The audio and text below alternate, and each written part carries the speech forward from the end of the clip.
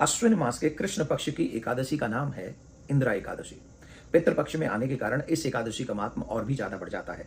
धर्मराज युधिष्ठिर ने जब भगवान श्री कृष्ण से इस एकादशी के विषय में पूछा, तब भगवान श्री कृष्ण ने इस इंदिरा एकादशी के व्रत को करने से कितना बड़ा मनुष्य को पुण्य मिलता है इसके विषय में बताया था। और उन्होंने कहा था कि जो भी मनुष्य इंदिरा एकादशी का व्रत करता है उसे एक एकादशी का व्रत नहीं बल्कि कई कई यज्ञों के व्रत यज्ञ करने का फल उसको प्राप्त हो जाता है।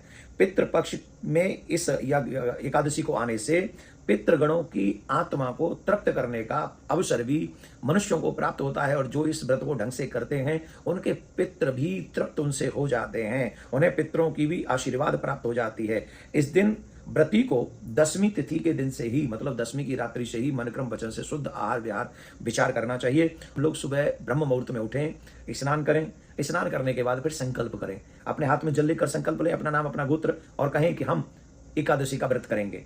और फिर उस एकादशी के दिन स्नान के बाद, संकल्प के बाद भगवान का पूजन करें, अर्चन करें, वंदन करें। और वंदन करने के बाद में हम भगवान का, नारायण का, जो भी आपके इष्ट हैं उनका ज्यादा ज्यादा पूजन करना चाहिए, ज्यादा ज्यादा मंत्र का जाप करना चाहिए, असत्य वाणी से बचना चाहिए, क्रोध करने से बचना चाहिए, पृथ्वी पर शयन करना चाहिए, रात्रि में जागरण करना चाहिए, जिस शयन तो करना ही नहीं चाहिए, मतलब समझ गए। और इस दिन अपने पितरों को ज्यादा याद करें, भगवान को याद करें, कीर्तन करें, और ज्यादा ज्यादा इसमें जितना भी इस एकादशी के दिन भजन दान जो मनुष्य जितना करेगा उसका लाभ उसको उतना ही मिलेगा। अब एक और बात बता देता हूं मैं कि एकादशी के दिन पड़ने वाला श्राद्ध क्या एकादशी के दिन करना चाहिए। तो शास्त्रों में ऐसा लिखा है, पद्म पुराण इत्यादि में, कि एकादशी के दिन कभी भी श्राद्ध नहीं करना चाहिए। जो एकादशी के दिन श्राद्ध करता है वो तीनों नरक में जाते हैं। तीन कौन? श्राद्ध करने वाला, श्राद्ध खाने वाला, और जिसका नाम से श्राद्ध किया जा रहा है वो।